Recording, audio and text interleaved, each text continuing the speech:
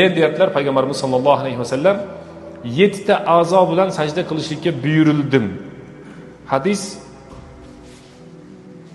Hadisda aytadiki, ma'nosi Payg'ambarimiz sollallohu alayhi vasallam do'zaxda azoblanmaydigan odam qayerda azoblanmaydi desa, qaysi odam sajda qildi lekin gunohlari ko'p, xatosi bor, nimadir sabab do'zaxga tushib qoldi.